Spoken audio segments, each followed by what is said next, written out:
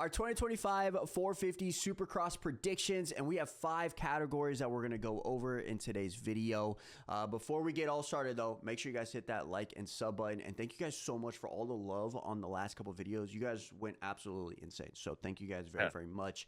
I'm doing very good. Today, we're gonna be talking about bold prediction. All right, we're gonna have a bold prediction for the 450 class. We're gonna have who's gonna have a breakout year. Who's going to struggle the most, aka who's going to flop, okay?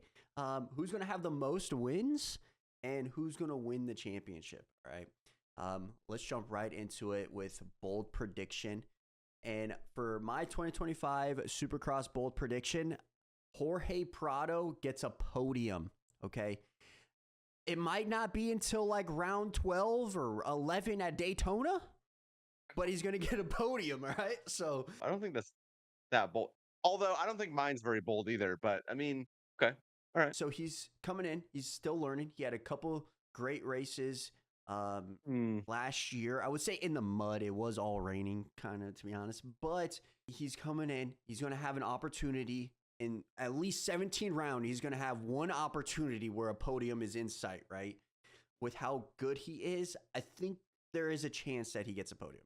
And it might not be till Daytona. I mean, but would we really be surprised if he podiumed A1? I would be surprised. Really? Yeah, I don't know. Oh, yeah. For A1, when everybody's healthy. Yeah, I know, but A1's also kind of weird, you know, and some people are weird and just tight, and Justin Barcia wins and then doesn't win the rest of the season, kind of a thing. That is very true. Very true. All right.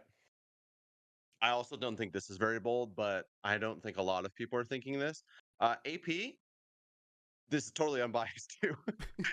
AP is going to have the best year he's ever had. He's getting a minimum 2 wins. Hear me out. That's where I'm at. I see that. I mean, he's coming in off an extremely impressive season last year, right? And he can win. We saw it last year at San Diego, right? We saw it a couple of years when he was supposed to win at Detroit. Like, he has the opportunity. I'm sorry, but he will definitely have the opportunity to win multiple rounds this year, even if it's, say, that Daytona race. Tomac's winning Daytona. Okay, yes, probably, or Jett, probably. But would you be upset, say, if both of his wins come in such a rain race, or does that still count? I mean, technically, I would still. Of course, it counts. I think AP. That is true. I think AP definitely needs to win more than one race this year. Like last year, he had the red plate, but then he kind of struggled a little bit. So if he can keep that consistency up, win multiple rounds, he has a shot. I like it. I think for his sake, getting a couple wins not in the mud, you know, because obviously he's the GOAT in mud, and so it's kind of a given. Anytime there's a little bit of water on the track, everyone's like, all right, well, AP's going to win. So I think for his sake, like, you know, a more hard pack track or, you know, something not covered in mud, it would be really cool to see him get a couple wins. And I think he will. I think he's going to do it this year. I do. I believe too. I think he will. I mean, that's still a bold prediction because it never has happened. So, right. I mean, I like it. Right. Okay. But I don't think it's that bold. All right, so moving on to our breakout year category. And for my 2025 breakout year, it's going to be Justin Cooper. I mean, we talked about this on the last couple of videos. Like, Justin Cooper, I think personally, is going to do extremely well. And I was actually looking at the Supercross standings last year. And did you know that he finished 6th overall in the Supercross series? Honestly, I forgot about that. With a couple injuries come into play where he raced all rounds besides the second round, actually.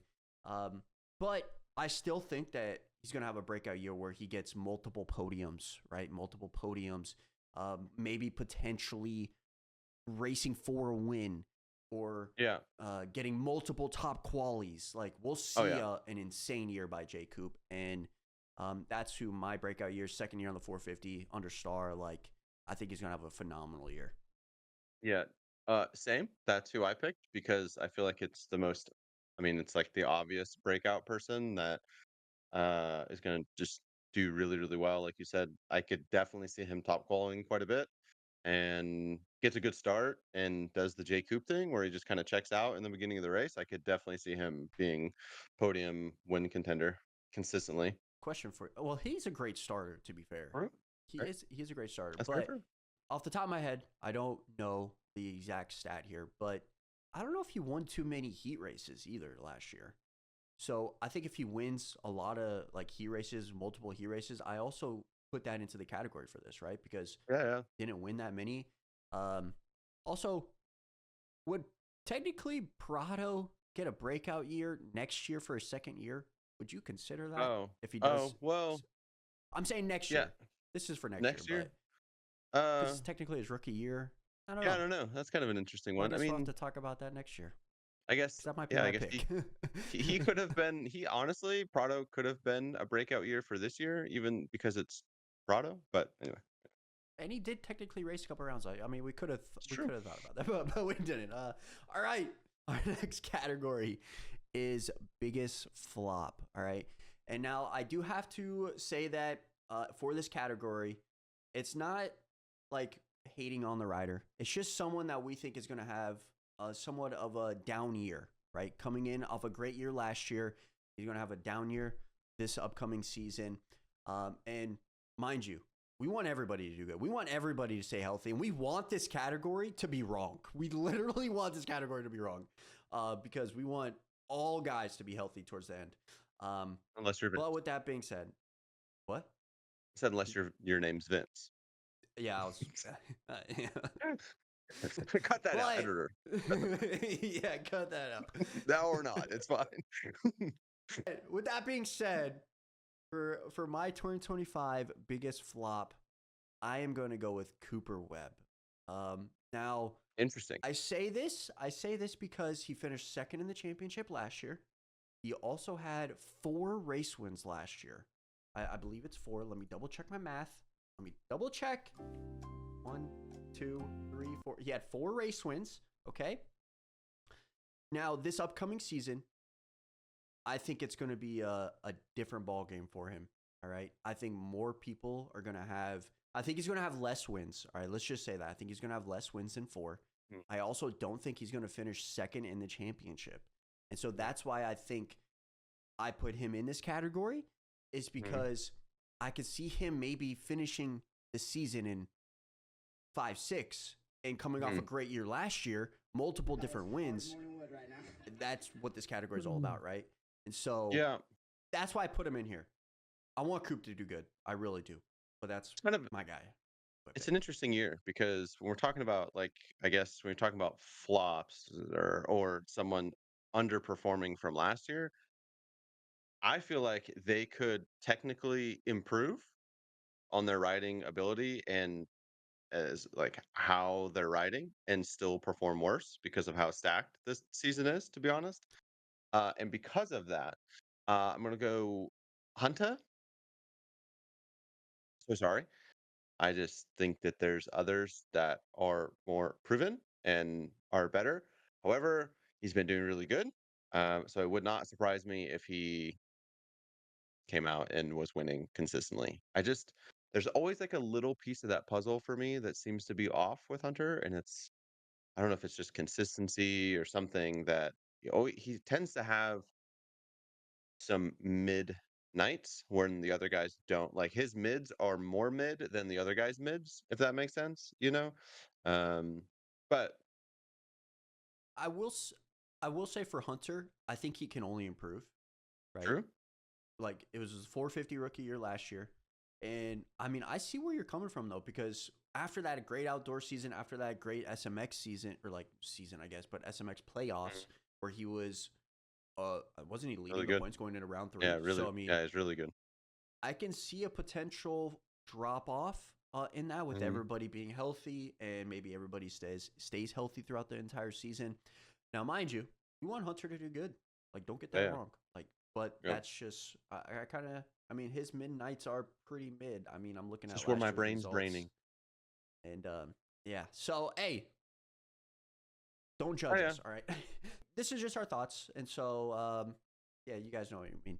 But going into our next category, it's going to be most wins, and This one's kind of tricky because it also tends to lead into who's going to win the championship, kind of in a way.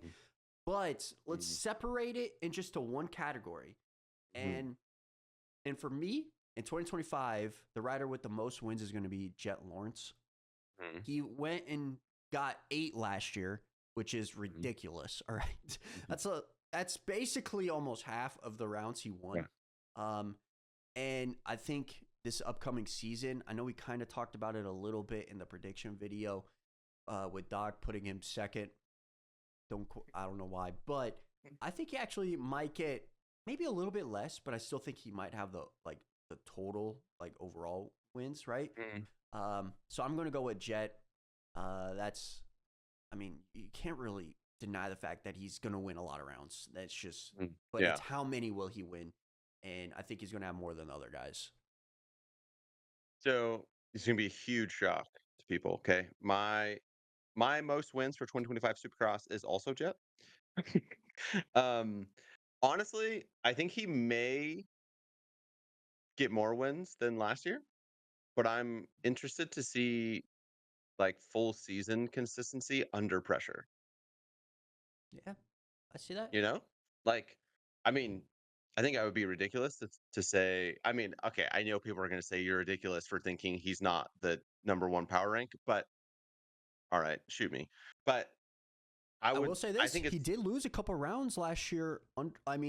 While in the lead, so he could have had maybe 9 to 10 wins. I just say, man, there hasn't been a ton of pressure on Jett in races in the past. And I know we could say, well, that's because he's so much faster and he's gone. I just don't know that that's going to be that way this season. I think that he's going to have to fight for it a little bit more. And I'm curious to see how that is, but I definitely think he'll have the most wins. I agree.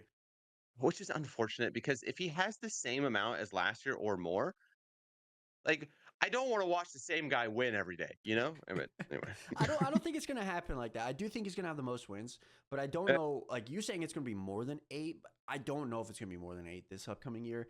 I think people are catching up. We talked about that. I think people are creeping up to his his speed status and his consistency status. So, I think it might be maybe one less, 6 or 7, but I do think he probably will have the most. But that's what's great about this field too. It's like everybody can win, man. Like anybody can win on any given night. We were just talking about how AP might get more than 2 wins. I mean, you got to think about Chase. You got to think about Eli. I mean, don't forget about some sleeper picks like Cooper or Jason. Cooper's not a sleeper pick. Cooper Webb. He's not a sleeper pick, bro. I mean, that's true. Okay, my bad. I'm sorry, Cooper. I'm sorry. But you know what I mean? Like anybody can win on any given night, and it's honestly going to be so exciting to watch.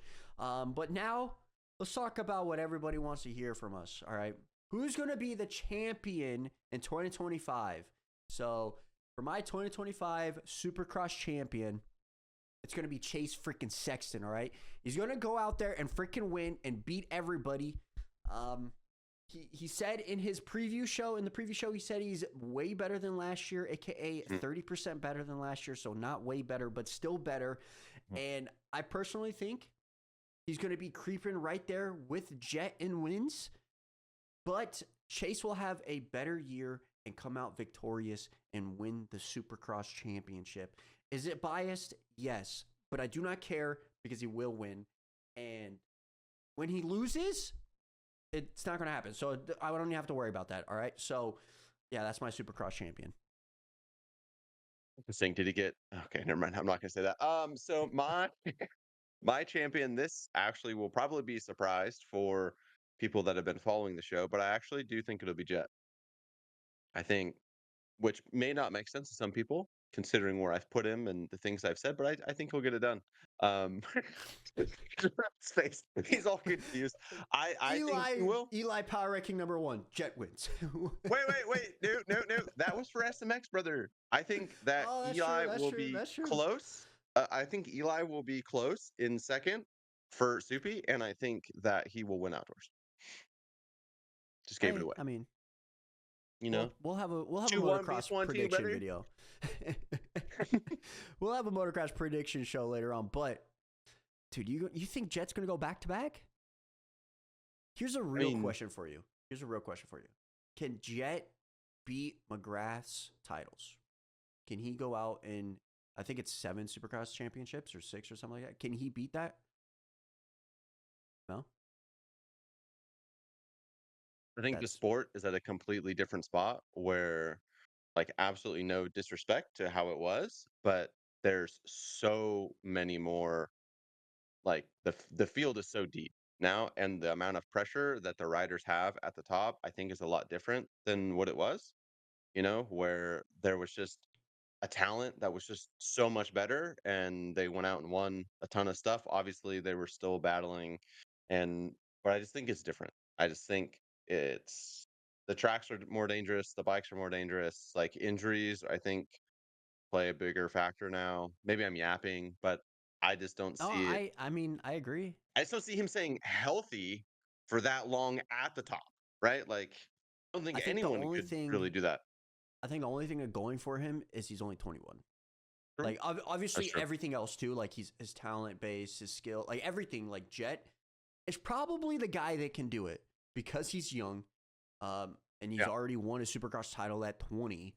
I mean, most riders now go into the 30s, so he's going to have like that 11-year span. I mean, let's be Yeah. real. Jett might ride into his 30, like 40s at this point because of how good he is on a bike, right? So like he'll have plenty of When he's just opportunities. dogging on everyone celebrating his 40th.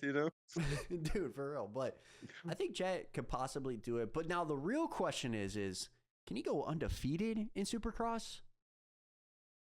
That's Um, a question that I don't think that's ever going to happen. I don't think this year. I think it could. If the cards all kind of aligned, I think he could. It's That would really going be to depend insane. on the depth of the field. I mean, if you look back at old Supercross seasons, there's definitely been times when the field has been pretty weak, and maybe one or two guys were pretty good, but the rest of the field was hurt or whatever. And I could see maybe a scenario like that, but I mean, a stacked field like this, I don't know, because Yeah. It's buddy going to be touched his crazy. front in the first corner.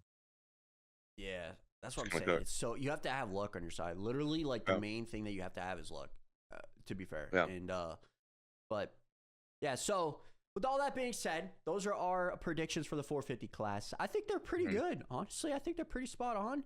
Oh, yeah. We're going to come back at the end of the year and react to these predictions, so make sure you guys stay tuned for that. We'll have a 250 prediction video out here probably in a couple days or maybe next week leading up to A1. And then we'll also have a prediction video for A1 with similar Yeah. categories, so make sure you guys stay tuned for that. But yeah, let us know what you guys think about this in the comment section below. Put your predictions in the comment section because we want to read them and we want to react to them. Thank you guys so much for the love on these videos. It means a lot to us. And stay tuned for the 251 because it's coming out here real soon. So much love and we're out. Peace. Yeah.